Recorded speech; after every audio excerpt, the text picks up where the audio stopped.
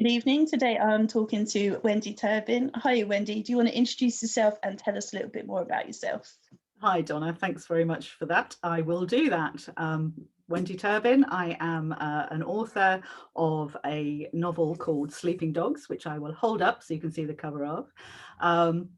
It is my debut novel, and there is another one in the series coming along, hopefully before very long. Sleeping Dogs is a crime novel, a murder mystery, and it concerns a private investigator of the name of Penny Wiseman, who runs an investigation agency. She's only just inherited it from her father when the novel opens, so she's not a very experienced detective, and she is in some financial difficulty with it as well. And her plan is to build this into an investigation agency that she can take forward into the future.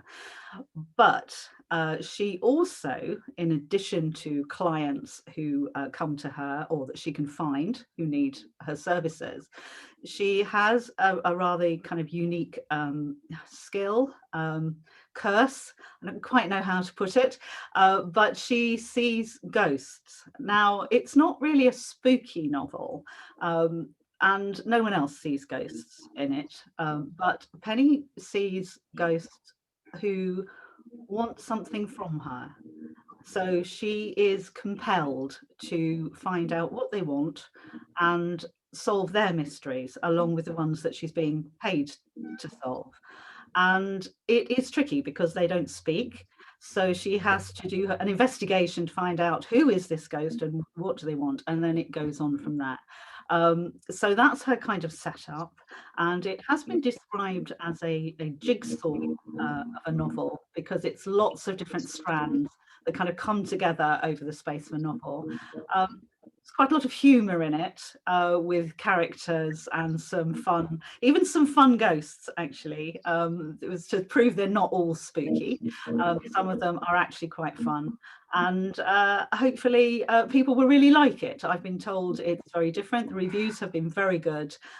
And it came out in January, available obviously ebook and paperback through Amazon and the usual channels. And it is a little bit different to what's out there, which is what I set out to do. So I hope people like it. It's gone down very well so far. Did you always want to be a writer? Yes, I had a childhood dream that I would make my living writing something, but that was when I just first learned to pick up a crayon, I think, from about that time. So my first words probably went to that goal, and I did through my childhood, my teenage years. I did want to be a writer very much, but not enough, obviously, because life got in the way. You know, little things like growing up, schoolwork, boys, dare I say, you know, that kind of thing. And then life gets in the way. You go out to work, you start doing other things. But I always kind of dabbled, but very much quietly, without making it known to too many people, because I didn't like to share it because nothing was ever good enough. It was only my little scribbles, most of which fortunately hasn't survived because I suspect it was all pretty dire, to be honest. But when I was very young, I was a great addict of Star Trek, loved Star Trek. And I'm talking about the original black and white ones for anybody, you know, who wonders how old I am. That will give you a clue. We had a black and white television, so I didn't even realize they were in color until I went to a friend's house and saw it. I was blown away, absolutely blown away by the transporter lights. Terrific. Anyway, I digress. So I started at one point with a friend of mine. We were writing scripts for Star Trek. Thought we could do much better than the writers of the program, and we could do it. But I had a habit of killing off Captain Kirk every episode, and then having to resuscitate him or find a way that he could be reincarnated for the next episode, which taught me, at least, you know, if you're writing a series, don't kill off the main character. And I thought that was a really good lesson. And then along came Game of Thrones, of course, which blew that out of the water. So, you know, now I don't know what to do. Anything goes. And what made you finally take the plunge and go for it? I think I'd got to an age where it felt like now or never. And I also had I had tried originally. I made a big change to my life about 20 years ago now, and I moved down to the seaside. And I sort of came out of the job I was doing and decided that I would take some time out and just kind of relearn who I wanted to be. And part of that was thinking about writing. So I wrote a novel then, and it didn't go anywhere at the end of the day, but I did take a year out and I wrote a novel, and that kind of started me thinking about it seriously again. And then I went and did some other things, and I finished my degree, which I'd never finished, and I finished it with the Open University, and that was great. We chatted with this a little bit already, so I won't go into it, but that was fun. And I did an element of creative writing with that, which I really enjoyed, and realized that even if I wasn't ever going to be a mega star writer, you know, I wasn't going to be a Val McDermid. I wish. I met her once. I was so overawed I couldn't think of anything to say at all. Sorry, Val, if you ever see this, I do really like your novels, and I think that's what I said. Cringe. Anyway, so I started with the creative writing with that, really enjoyed it, and then almost out of nowhere, I saw this. I came across this reference to a master's degree in writing crime fiction. I didn't even know there was such a thing. So I had a look at it, and it involved writing a whole novel. That was the whole thing. That was the course, was to write a whole novel through the University of East Anglia. So you have to apply to get in, obviously, and it is quite small numbers. So without any hope whatsoever, I applied. I put my little portfolio together, and I'd had 1 or 2 short stories published over the years in different places, and I put some of that in. And I was sort of both horrified and thrilled when they said, "Yes, come and join the course." And I'm thinking, "Oh Lord, really? Me? Are you sure? Are you absolutely positive this isn't a mistake?" So with complete imposter syndrome, which we all have, I turned up to start the course. Excuse me just one moment. Just going to dissuade my cat from clawing my chair to pieces. I'm so sorry. So I went along on the first day, and it was distance learning, a lot of it, with 3 times a year residentials. And it was wonderful. It was the most wonderful experience. And I'm a great advocate of writing courses. I mean, master's degree is great, but it doesn't matter if it's a local writing course with your local college or just a writers group. You know, if you want to write. And this kind of gave me the focus to take it seriously. So yes, I've always wanted to be a writer. Yes, I started this route, but it's taken a lot of years, and it was only when I had that kind of, am I going to apply for this, and if they say yes, am I going to do it? And I thought, if I don't do it, I never will. I absolutely never will. So now's my time. And so I did, and it was amazing. And the most amazing thing, and thank you to all the tutors and the wonderful people at the university, Henry Sutton, absolutely fabulous course, thank you. But the most wonderful thing about it all was the other students, because they are fantastic, and I couldn't have asked for a better group of people to kind of grow my writing skills with, because they were amazingly helpful, and we spent 2 years kind of pulling each other's work to pieces. And trust me, you get to know people very well, and you learn to trust people in that circumstance. And it's so valuable. You can't get it anywhere else. You have to have it from people you trust, who just tell you what works and what doesn't, and help you learn how to make things better. Steep learning curve, but great, fabulous. And your book was the your book was a result of that. But when you wrote it, were you planning on writing a series? Originally, no. I started the course with an idea. We were asked to bring, an idea, and I had this idea of a character who saw ghosts. She wasn't a private detective at that point, and it was a totally different idea. But I did have this ghost that kind of walked through this party scene at the beginning, and it took me by surprise when it happened originally, when I was kind of scribbling before the course. But it was the one thing that kind of survived the course completely.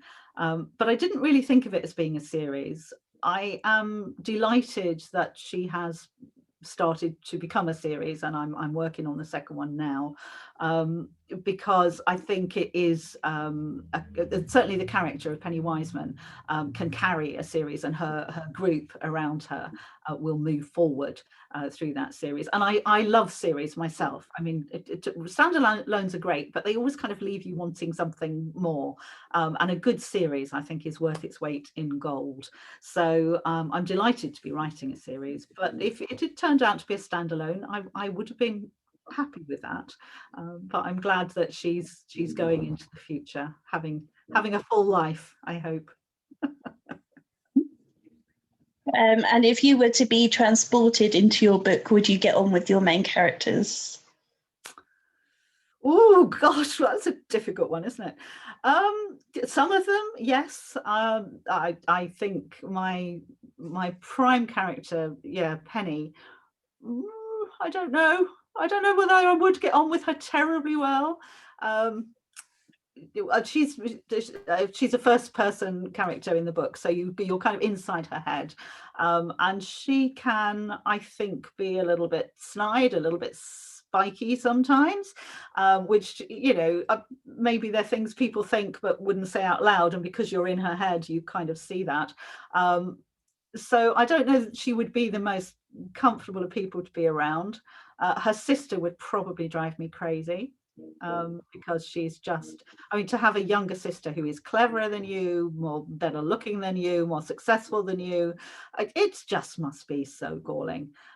So that would probably drive me crazy. And I think the nicest person, the person I would probably like best of all of the cast, is Alice, who is just yeah, I can't really say huge amount about her, but she is she's a character that I could relate to in lots of ways. And then of course there's the hapless assistant, the young man who has a tendency to get himself into the scrape or two, and I'm very fond of Nate as a character. I think in real life he might grate a little bit over time, but then again, he's going to grow up over the series, so that will make a difference to his character. But I'm very fond of Nate. I could spend a lot of time with him, and I find writing his scenes extremely entertaining. I'm never quite sure what he's going to do, and it's always fun. So yeah, I think. One thing that I noticed was a strong animal presence, both real and ghostly. So I'm guessing that you're a big animal lover. I am an animal lover, definitely. I mean, domestic pets, we're talking. I mean, I admire, lions, tigers, and elephants. I don't particularly want to be that close to them. Thank you very much. But when it comes to domestic pets, yes, I'm a real pushover. Show me a dog or a cat or a rabbit or a guinea pig or whatever, and I am a bit of a pushover for things like that. And they also, I think, in life, pets give us so much. They lend themselves so beautifully into enriching our lives, and making us the people we are. I mean, it gives little children something to care for. They have their hamsters I had white mice when I was a child, and they were just delightful. My mother wasn't so keen, but they were delightful, and they do teach you a lot about caring for something, and putting something else's needs first. And then cats and dogs, of course, become part of our families, and very important to us. And I do love that, and I'm a great advocate of fostering and rehoming. And I walk a dog for a charity, for a lady who can't walk the dog herself, and without somebody to walk the dog, she wouldn't be able to keep him anymore. And the thought of somebody losing a member of their family because they have become unable to, they're not mobile enough to take the dog for a walk, is just tragic, which is why I do it. And the fact that I love dogs. So I don't have one at the moment. So I have to borrow somebody else's basically to make myself happy. And I would do that at the drop of a hat. So yeah, I'm a great fan of them all. As you are, Donna, I know. Yes, absolutely. And what I liked, because generally in crime fiction especially, people say don't kill the dog, but you sort of take it, whereas they come back as ghosts and they're just playing around, and I think that's awesome. I love that. So it's like sort of gives you a bit of a warm, they're still happy, they're still fine. I'm so glad you said that, because there was a big controversy on one of the websites fairly recently about don't kill the dog. An author who kills a dog, it is never going to get anywhere. And I'm thinking, oh, I killed the dog, this is dreadful. But the dog does come back as a ghost, and he is absolutely delightful and happy, and things are brilliant. So although he has died in reality, he's still there in our hearts and in our fictional world. So I kind of hoped that I would not be taken out and dismembered for doing it. So please don't give me a hard time. But yeah, one of the reviews I had was very much in favour of the joy of thinking that our pets come back to haunt us in happy ways and are still very much themselves as far as characters concerned. Which I think if they ever came back to haunt us, they would be just like that. They would just stay themselves. Yeah. I mean, yeah, there's the cat, isn't there, that sits on the shoulder. Yes, the cat tries to do things when it is a ghost that it did in life, only when you don't have a corporal body to land on somebody's lap or their shoulder, there is this issue of not being able to actually cling on to things. So yeah, there are sort of strange and funny moments. And cats, of course, as we all know, if they fall off something, they have this kind of very I didn't do that, you didn't see it sort of look about them. And I liked that so much. I have a cat myself, so he's forever falling off, he's getting on a bit now, he's forever falling off of windowsills and things, and then looking round and pretending it didn't happen. And he was a bit of a pattern for the cat in Sleeping Dogs. So yeah, they add moments of levity, even though they have gone beyond. In your first book, you wrote about a child dying and animals, which are two of the least popular choices. So is there anything you wouldn't write about, any topics you definitely wouldn't ever cover? Well, yes, it didn't actually occur to me until after I'd started, working on the story that's what I'd done. But there have been some wonderful, wonderful books with child deaths at the heart of them. And I'm thinking things like The Lovely Bones and other books like that, which have done it so well. So I think any topic can be approached if you have it in the right way. Having said that, there are probably topics that I wouldn't want to go close to. I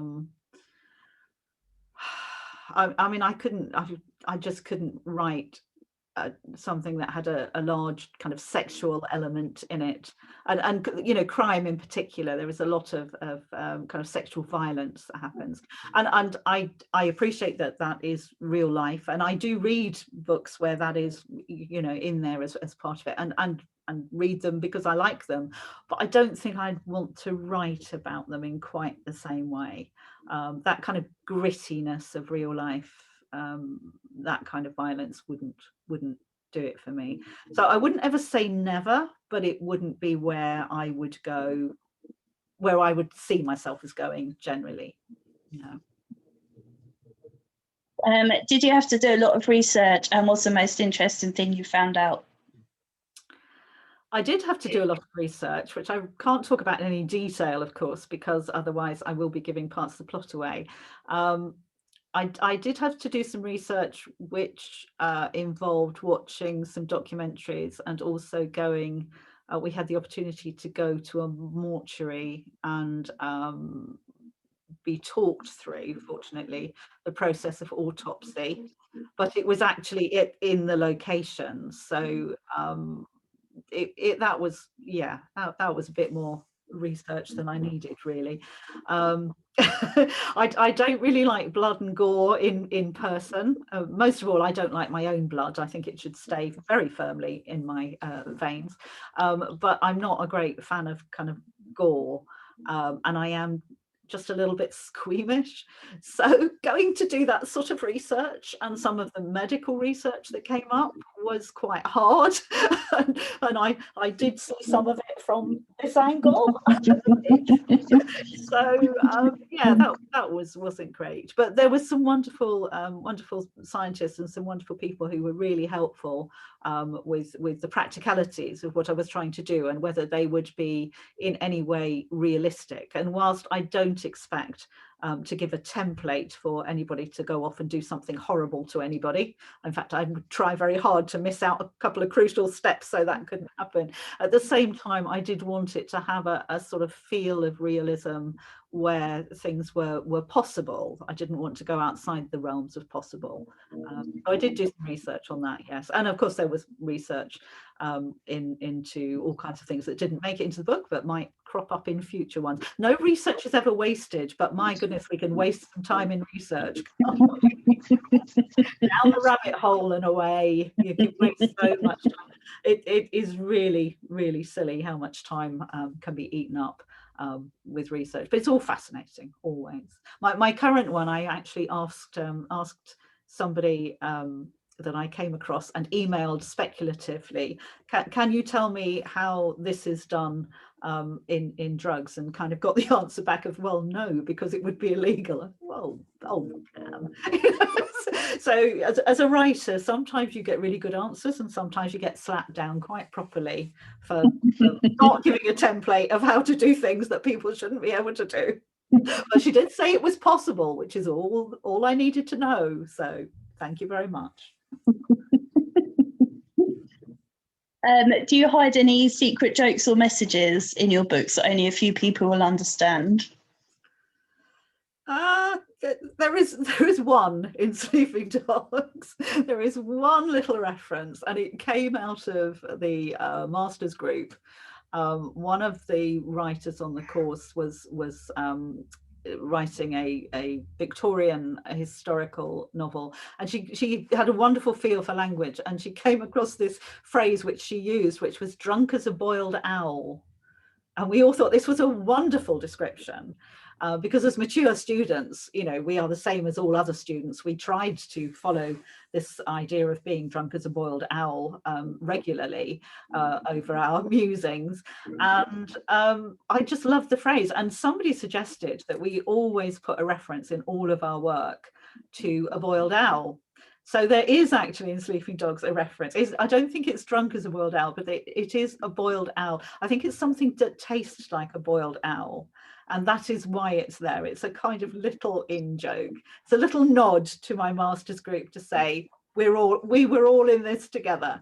And that's it. But other jokes, no. I mean, I wouldn't like to put, you know, kind of secret jokes that readers can't access, because I think that's, you know, the idea is the reader can access everything and know everything about it, but at the same time it's quite fun to put a boiled owl reference. So if you ever read another book and it's got a boiled owl in it some way, just have a look and see whether that writer was in my master's group that I was in, because it may be one of us.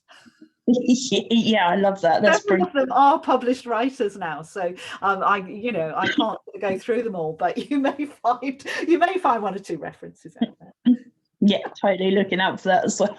Absolutely. And that's probably used in a lot of books that are nothing to do with us as well. So don't think it's automatic, but you know, it's a lovely phrase though, isn't it? Drunk as a boiled owl. It's very descriptive.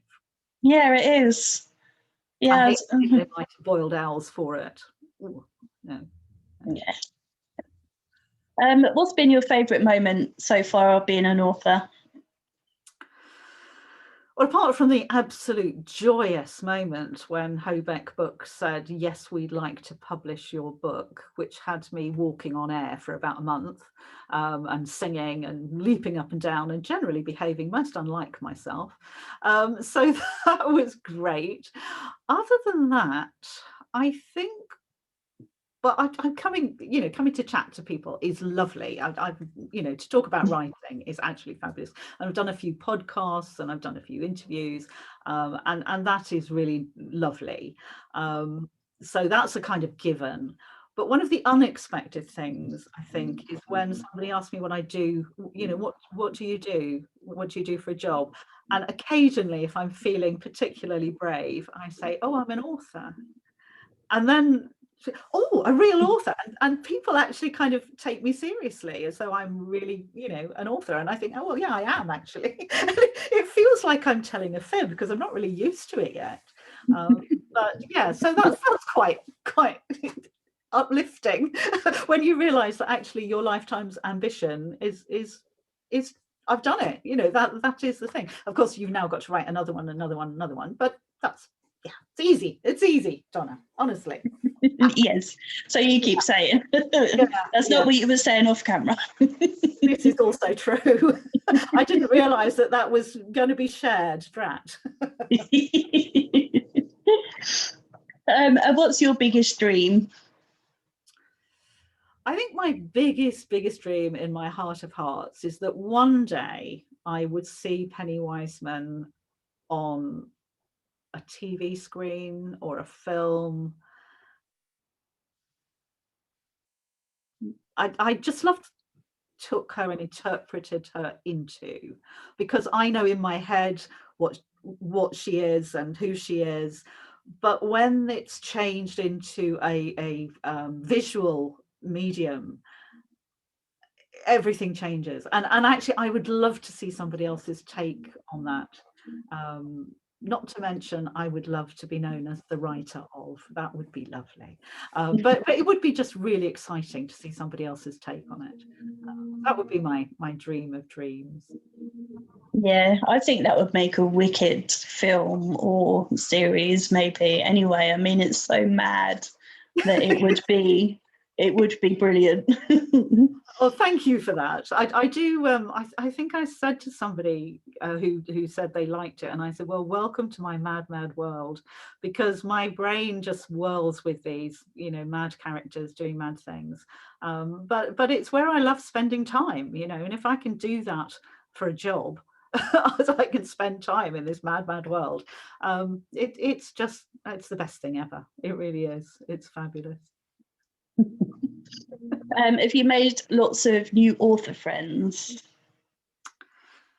I've made a few, because you do make contact with people through different events and just chatting. But of course, because of the pandemic situation, remember the pandemic situation? I haven't really been out physically, to see anybody. Ordinarily, I would have hoped to have been on, author panels in different literary festivals and so forth, and it's all been online. So although, you're chatting, it's not quite the same. I mean, you and I had a chat before this, but that's not always what happens with the online festivals. Sometimes it's more just there you are in your box being asked your questions, and that's it. So I've kind of missed out on that, but I'm hoping to catch up with it as things hopefully come back to being a bit normal. But yeah, a few, and it's always interesting because everybody's got their own processes. But I think the one thing that we all know is that writing one book or 10 books, however many books, is actually a big undertaking, and it takes a lot of graft as well as a bit of magic, you hope. So people who have done it, having done it myself this once and working towards the second one, I have complete admiration for people that have done it 10 times over, or even once, because I know how much that takes, how much work that takes. And all credit to them. It's not a get rich quick scheme for anybody. You've got to love it. That's the only reason you do it. And I like being around people who like to talk about stories and ways to tell them. So the conversations are always interesting. Yeah, they usually go off on weird tangents, I find, with authors. Very weird tangents. I've never found that. Don't know what you mean. No. Okay, we had one or two weird tangents earlier on, didn't we? So you now being an author yourself, Donna. I know. Yeah, I'm going to have to remember that, aren't I? You do. Yes, you do. See, we'll be interviewing you one day.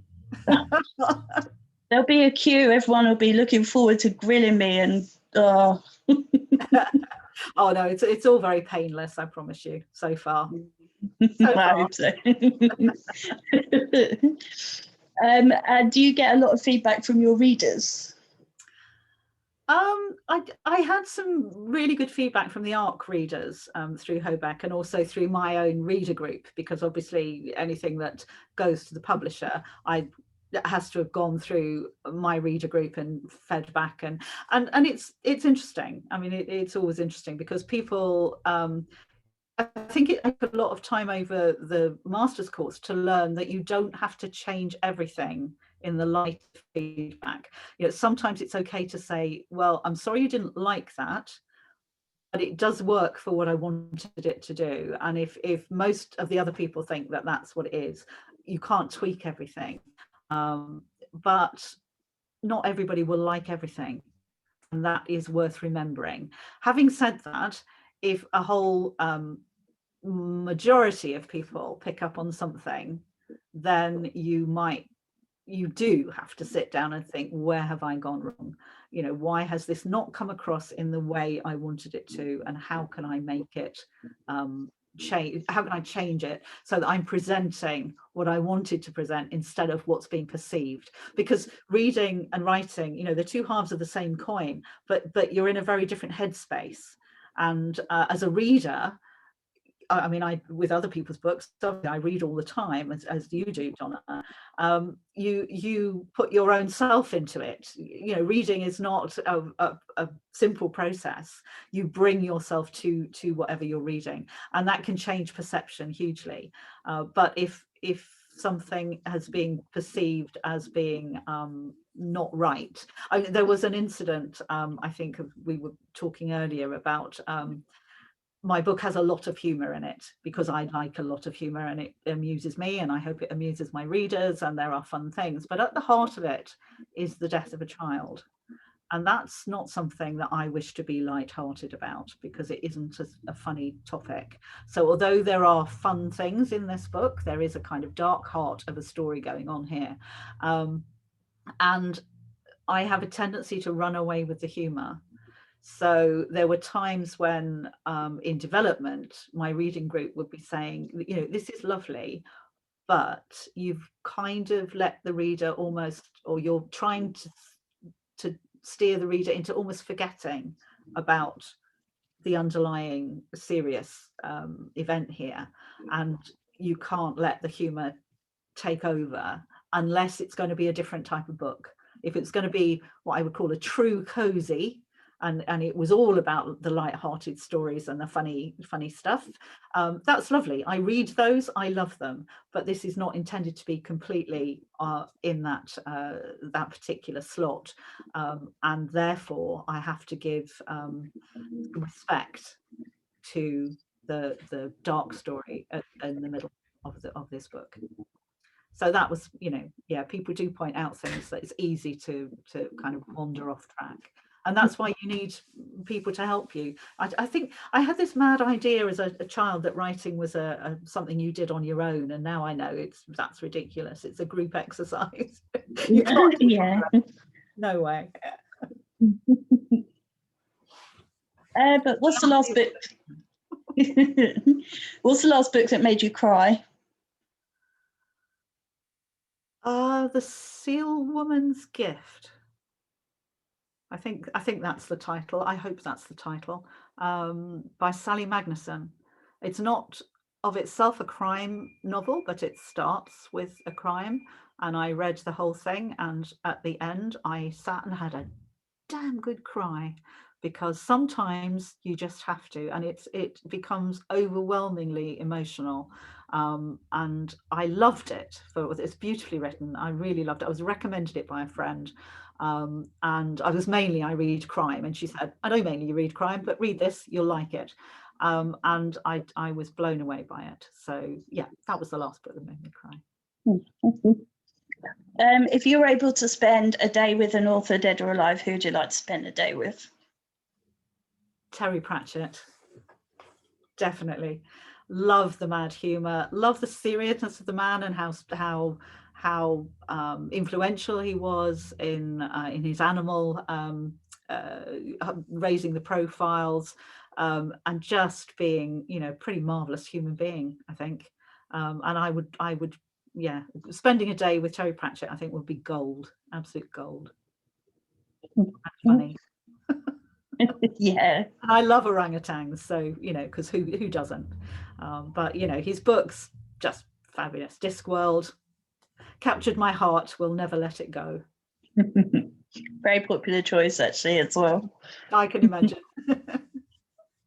And if you were to see an author, who's the biggest author you'd fangirl over? I have to say Val McDermid. I have to, and I'm so embarrassed because I have met her once, and I was so overcome with complete awe. I couldn't say anything except, I really like your books, and then sort of slunk away. And I'm sure she wouldn't remember it ever, because it was just like a moment of nothing. But she's just amazing. She's so clever. She's so passionate. Not to mention being a brilliant writer, but I mean, I think as a woman, she is absolutely inspirational. And yeah, I was completely overawed. What can I say? I probably would be again as well. I'm trying not to. If I had more time to practice, I might come up with something better than I really like your book. Embarrass myself. I love because when I speak to other readers, then obviously we fangirl over our favourite authors because that's what we do. And so it's nice to know that authors still fangirl over other authors. It makes us feel a little bit better, I think. I think, if you have somebody whose work you respect, whose life is amazing, and whose way in the world is just awesome, then there's nothing else you can do except just worship at the feet. But it happens to everybody. It doesn't matter who they are. I'm sure if you asked Terry Pratchett when he was alive, there would be people that he would say the same. It doesn't matter. We all have somebody we look up to for something. Yeah. I always wonder who Stephen King's would be, or J.K. Rowling's. Or you could always just drop them an email and ask, Donna. Perhaps they'll tell you. I'll try that. Try that. Why not? Try that. I want him for an interview, so. Oh yes. Oh, that would be brilliant. I've heard various interviews he's done before, and he's very, very interesting. So yeah, I'm sure and J.K. Rowling would be quite a coup as well. Yeah. Dreams. Yeah, well, you never know. If you don't ask, Donna, you never know. Exactly. This is my theory. Right, too. Who was your first celebrity crush? Well, now I suppose we're going back to writing stories and killing off Captain Kirk, aren't we? Because William Shatner has to be the one. I'm sorry, but in my childish heart beat faster every time I saw him, and what can I say? That's where my heart was. So yeah, I just have to admit it. I love that. That's a different one, actually. That's good. I think it's worth noting that I spent a lot of my time trying to kill off my childhood crush. So, it says something about why I'm a crime writer as opposed to a romance writer. Probably explains it quite well. Yeah. Oh, it's destined to be from childhood. There you go. You always kill the thing you love? I don't know, whatever. What do you like to do when you're not writing? I'm very fortunate in that I live in a seaside town, and I love to walk along the seafront. Winter, summer, it doesn't matter. There's always something to see. The sea itself is always changing. The colours, the sky, I love it. I just adore it. So I moved here just over 20 years ago now, and I have never regretted it. And that's what I do. And I have friends that I walk with who feel the same. So most of the time we walk, we talk, and we look around us. And that's just, you know, that's just heaven. So yes. And even during the pandemic, of course, that has been a lifesaver, really, because we've been able to do it and socially distanced walking. Even with the East Coast wind whipping through, we can still manage to make ourselves heard, so we can still chat. And that has been an absolute lifesaver as well, because I know a lot of people have suffered so much with loneliness and not being able to meet up with people. So yeah, there's several of us who walk together, but even when we couldn't all walk in a group, we've always managed to walk two people together. So that's fab. Oh, yeah, quite jealous of that actually. I've always wanted to live as a seaside. I recommend it. But then if everybody goes to the edges of the country, who's going to live in the middle? Yeah. If you're able to go back to any time in history, where would you like to go back to? Oh, it would rather depend what niche I was going to occupy in that era. Yeah, wow. I mean, there's so many different ones, but you do want to be, you know, of the moneyed classes usually. I don't think anybody chooses to be a peasant at any time. But I mean, the court of Henry VIII, I always thought was the most interesting thing in English history for me, with all the intrigues going on. And of course, there are quite a lot of crime series written around there as well. But I do want to be, you know, in a place of safety. I don't want to end up having my head chopped off, or, you know, end up in the tower. Thank you very much. Well, even that wasn't guaranteed when you were rich anyway, was it? Especially Well, Henry it VIII. wasn't. No, it wasn't. So I wouldn't want to be high enough to be noticed by those who would chop off your head. But I'd want enough money so I wasn't living, you know, with the peasantry. And to be honest, I'd also still want a nice bath. That would be good. So yeah, can I have all that? Is that cheating? Just take it back with you. It's fine. You would notice. Yeah, no one would notice. No, I'll take the bathtub with me. What would those closest to you say your worst habits are? I don't know. I'm a bit frightened to think about that one. My worst habits, impatience. I think I can be very impatient, and I even to the point of finishing people's sentences, which is very annoying. I try not to do it, but if my brain is racing ahead, sometimes that gets the worst of me. So, and impatience covers a multitude of sins actually, because it causes you to do all sorts of things you shouldn't, and make other people feel rushed and miserable and stuff. So yeah, that's probably one of the things. It's the only one I'm going to admit to. How's that? For now. Sport.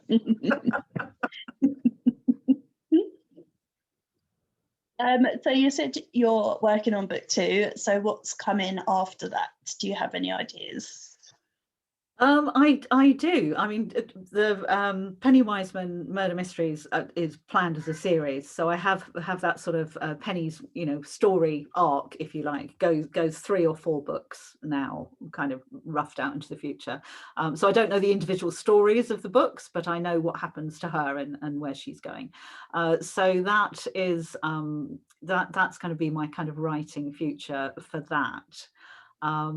But I also, I'm a bit of a, I mean, I mentioned Game of Thrones to you earlier, and I am a bit of a sort of fantasy fan, and I love dragons, anything to do with dragons. You know, I was brought up on the Dragon Riders of Pern and things like that. So I would love to write a little fantasy thing with dragons in it. So if I'm playing with something, it might come up like that. Awesome. Well, I don't think I have any more questions for you, unless you think there's anything I haven't asked that you want to tell us. I can't imagine. I think we've covered pretty much everything before or during this session. Thank you very much for letting me come on and talk about sleeping dogs. And I will just do that. You know, this is what the cover looks like. And if anybody would like a copy of it, you know, please go onto Amazon. It's published by Hobeck Books, so it's also available through their website, ebook, paperback. Please buy it. Please support your you know, independent publishers and your independent authors. We do need it, and I hope you enjoy it. And I better go back to writing the second one. And I would just like to say, as someone that's read it, it's amazing, and you definitely should read it. So Thank you, Donna. Thank you very much for that. I appreciate it. and before we go, do you just want to tell everyone where they can find out more about you? Yes, I have a website, www.wendyturbin.com, because I believe in being really difficult to find.